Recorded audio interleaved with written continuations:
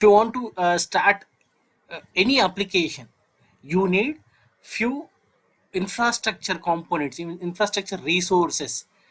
Majorly they are processor, memory, file system, users, operating system level services, ports at operating system level, and the network. So the combination of all these are required to run any software. Okay, I'll take one example. Okay, you have one system. On the top of that hardware, means one machine. On the top of that hardware, you installed Windows operating system. You install Windows operating system. Okay, this Windows operating system needs what? It needs to run this Windows operating system. You need some processes needs to be run. Yes or no? Every who is giving these processes? Your processor. And each and every process needs some memory. Who is giving that? Your RAM. Means this is your CPU. This is your CPU. And who is giving your memory? Your RAM. And it requires some file system. Where the file system resides? In your C drive. hard disk. C drive. C drive means hard disk drive. Right? Hard disk. Hard disk. So these are the hardware resources mandatory. Without this, can you run any software?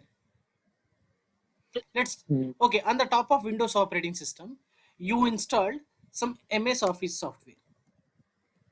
Fine. And you install some VLC player. Fine. You install some any software. Team Weaver. Okay. Or else any software. Okay, I'll install SAP. Whatever the software, it requires what? Some resources. So to run Windows operating system, you need few processes need to be run. Okay, what all the processes run on Windows operating system? See, when you go with the task manager in the processes, there are some 7 apps running, some background jobs are running, background processes, exclusive Windows processes. If you come see Windows processes for running this Windows operating system, 105 processes started. Who is giving all these processes? Your processor. All these processes. And for every process, you need some memory. See this column. Who is giving this memory? Your RAM. And not only this processes and memory, along with that, you need some folder at operating system level, right? See Windows folder. Windows, all the configuration files. Why you require file system or directory? All the configuration files. See Windows or else program files, right? Program files. What we have in this? All the configuration information. Whatever the software you install, that the software related configuration files, as well as the logs generated by that software. For that you need what? File system. And to run this Windows operating system, we need users, right? We need users. If you take this for Windows, when you install Windows operating system, by default you'll get a few users. What are they? Anyone?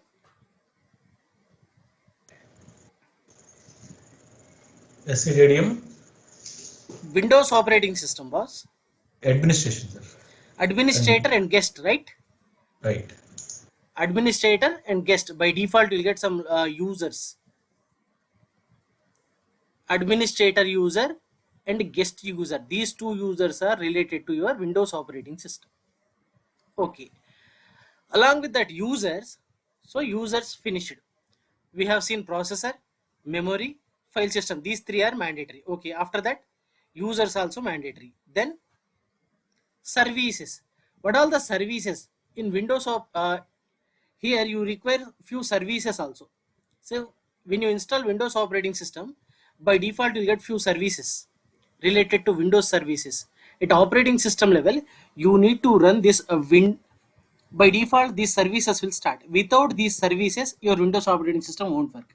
Without these users, your Windows operating system won't work. Without that C Windows program files directory, your operating system won't work. Without that processes, your Windows operating system won't work. Without that memory, your Windows operating system won't work.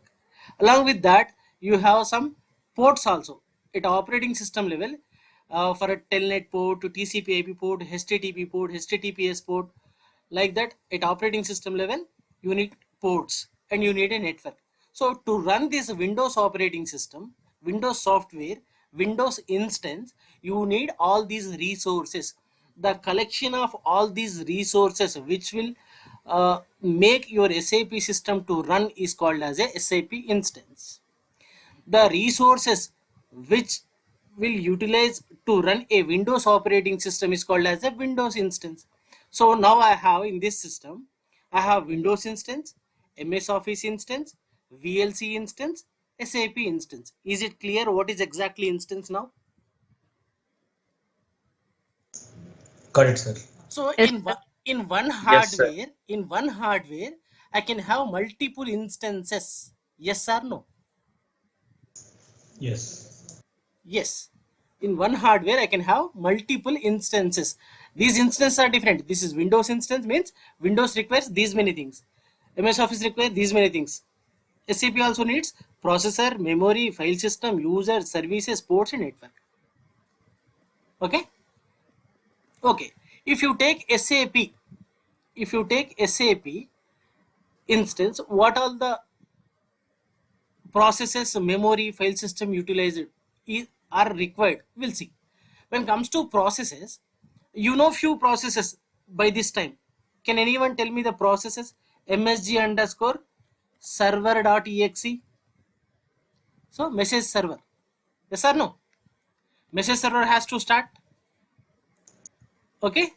And disp plus work.exe. What is this disp plus work.exe, guys? Dispatcher related. Dispatcher That and all the work processes. So I have shown you, when you started your Windows operating system, SAP system, you got a few processes. See, disk plus work.exe and msg server.exe, gw gateway.exe, msg server. All these are what? Processes. Yes, each and every process needs your memory. Are you clear with this? Memory means in SAP, to start SAP instance, it requires some memory areas like role memory. We'll discuss about these things. Role memory, extended memory, heap memory. These are called as memory areas. Who is giving all these memory areas? Your RAM. Who is giving these processes? Your processor. Who is giving these memory areas? Your RAM. What is this memory areas? You just have this sentence with you. We will discuss entire session on memory management. At file system level, you have USR directory. What is this USR directory when it comes to SAP? When you install Windows operating system, by default you will get Windows folder, right? In C drive, Windows folder. In C drive, you have program files folder.